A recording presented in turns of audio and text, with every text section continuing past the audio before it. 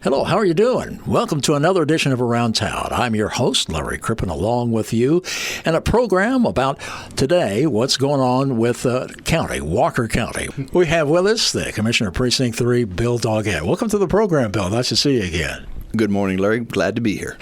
Well, we're going to talk about a lot of stuff having to do with the county. For instance, January the 31st is the property tax deadline. How does the county manage the property taxes? You want to comment on that area? Larry, that's probably the number one question I get these days is why are my taxes so high? I can answer on the county side and by telling a little story. If a person in Walker County bought a house in 2017, the first year I was in office, bought a $300,000 house, they paid about $1,840 in taxes for that house. Now in 2023, if that house had increased by 5.5%, now it's worth $430,000, which is a great thing for the person who bought the house. It's a nice investment. Our tax rate on that house, being that we've lowered it by 33% since I've been here, is now about $1,810. So a person is probably paying less or very close to the same that they paid in 2017. So our job at the court is to balance the revenue we need versus the income that we charge to the homeowners, and we keep that as close as we can to being level. And I think it's a great example of what we're doing here to managing people's money, because it's other people's money, to take care of the business we need to at a reasonable rate. Well, Bill, we're in a new year. What will the county be working on in 2024? You know, springtime brings flowers and everything, and it also brings road construction for us. We all kind of gear up for it over the winter, getting the roads ready for us. So it's the time of year that we clean out the bar ditches, and we go take care of the roads that we're going to maintain for that year. We don't get to do very many because the funds just aren't there for us. But it's the time we go grind up the roads and repave them and make sure all the signs are working and just kind of get the whole machine cranked up again in the spring for the long haul over the summer of maintaining it. You know, the county's a pretty big operation. You got 4 precincts, and they got a lot of vehicles. Fill us in general on, vehicle expense for the county and when is a vehicle replaced. I understand vehicle cost has gone up a lot. They have a great example of that is an ambulance. 5 years ago, we could get an ambulance for $200,000. Now it's closing in on $300,000 for an ambulance, and we have eight ambulances. So that's $2.5 million of just in ambulances that have an 8-year lifespan. So we rotate one out every year, so almost $300,000 every single year for an ambulance. When I first got here in 2017, the county's policy on vehicles was basically called run to fail. You run it until it just wouldn't start one day, and then you went and hoped you could find another one, sometimes a used one.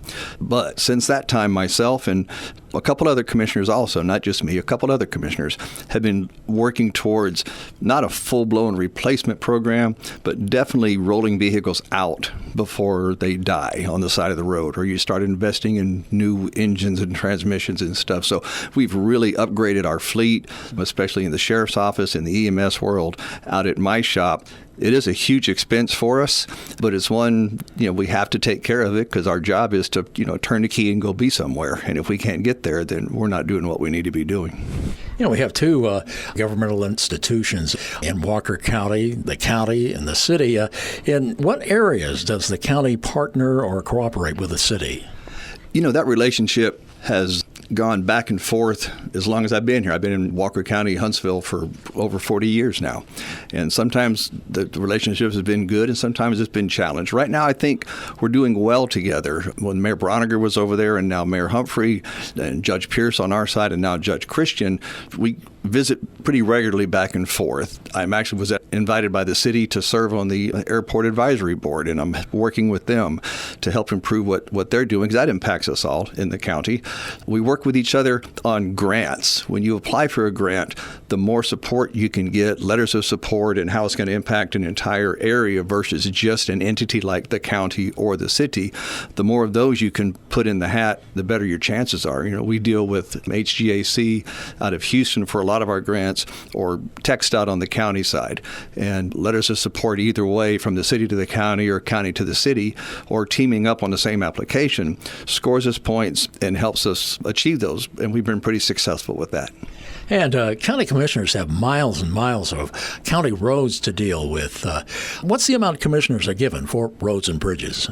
That is probably our biggest challenge at the county, because for years it was kind of an afterthought. You took care of everything else, and then what was left over you put into the road and bridge fund, and our roads show it. They're in pretty terrible shape. Each commissioner has about 140 miles each of those roads. We get about $425,000 of actual road material money that we could use for paving, and that sounds like a lot, but it cost about $150,000 a mile to rebuild a road that's blown up so bad that you can't just go pave it. So that means we can fix about 3.5 miles of road a year out of our 140. So we don't score a lot of PR points on our roads out there.